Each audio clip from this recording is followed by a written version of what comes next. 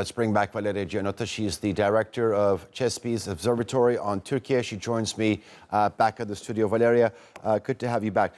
In the president's speech, one of the things that he highlighted was from Turkestan to Palestine, we will continue to be the protector of those oppressed. This is actually one of the things that really stands out in Turkey's policy, but also President Erdogan's leadership as well. And that's going to be one of the defining moments as the country heads into its second century as a republic. Yes, it has been a golden line of Erdogan's leadership since he came to power in 2002 until nowadays.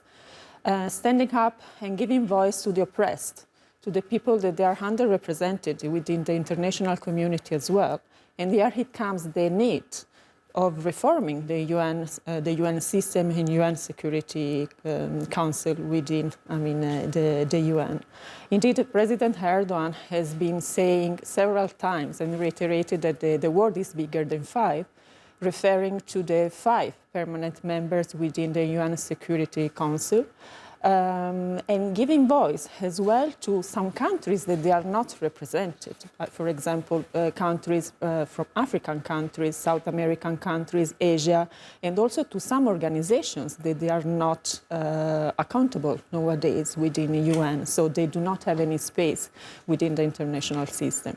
Domestically as well, Erdogan has liberated, let's say, some elements that they got emarginated for too long time within the political game of Turkey. For example, by normalizing the turban, that scarf, and making the girls entering freely to university by wearing the turban, providing services also to the poor side of the society. So I think this makes the huge difference in this contemporary world. And also, of course, this kind of leadership is not very well perceived sometimes as it's keen to some criticism overall from the West. But again, I think Turkey, due to the location and also the emotional feeling proper of this government and the ability of establishing dialogue in the region and also in some other part of the world, in some other continents, is just a sort of, is marking the difference, basically. A moment ago when I was talking to Yusuf Edim, one of the questions that I asked him was, President Erdogan talking about forging new alliances in this new period. Does it or does it not mean abandoning old ambitions and old alliances? I bring this up because Turkey has been a candidate for EU membership for close to 20 years now, just a little over 20 years. Where do you think it is in this road of accession? Is it still going to be a priority for this country as it enters its second century as a republic?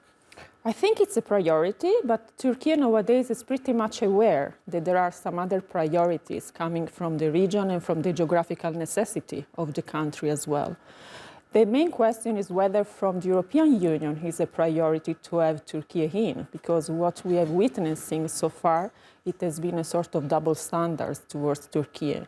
I mean, before we were speaking with your colleague, and it was pointed out that Turkey is still a candidate member since 1999. It has started a negotiation process in 2005, but then after the beginning of the negotiation, everything got deadlocked because of the Cyprus issue. So there are some concrete problems and issues that EU has to solve, and also to give some green light to Ankara. And this does not have anything to do with the democratic understanding of the country. For example, because many times Brussels is blaming Turkey of having a lack of liberal understanding of politics, let's say. And besides, they neglect the fact as well that Turkey is a candidate member. I mean, is on the path, even though many chapters are still frozen, of joining European Union, but the behavior from the European bloc towards Turkey is like it is a third country. Like they are just putting on the table some transactional cooperation. I'm referring to the migrant deal, which was signed in 2016. And so it seems that, at least according to European Union, there is no clearness in their mind of what they want to do with Turkey. by neglecting the fact that, for example, Turkey has been one of the main actors, if not the only actor, who was able to mediate or trying to negotiate between Russia and Ukraine last year, and still negotiation is going on. And nowadays as well, if we look at the situation between Israel and Palestine, Turkey is trying to put in front of the eyes of the whole international community that there is a humanitarian crisis going on, while the West seems stuck. I mean, not able to take an action, not able to cope with the humanitarian crisis. Not coming to an agreement that a humanitarian ceasefire needs to be taken. Exactly. I mean, all the resolutions, again, that have been submitted to the UN security system have been rejected. If we look at the last vote within the UNGA, I mean, many Western countries has abstained from voting. Some of them denied, I mean, the approval for the ceasefire. So there is no a constructive approach, I would say, sort of inertia.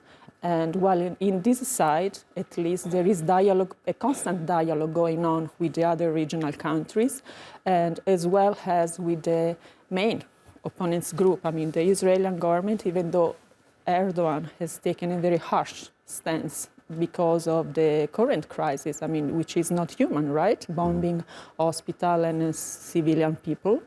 But still, there is a mechanism that it was put on the table. I mean, creating a multilateral guarantorship state mechanism in order to find at least a solution.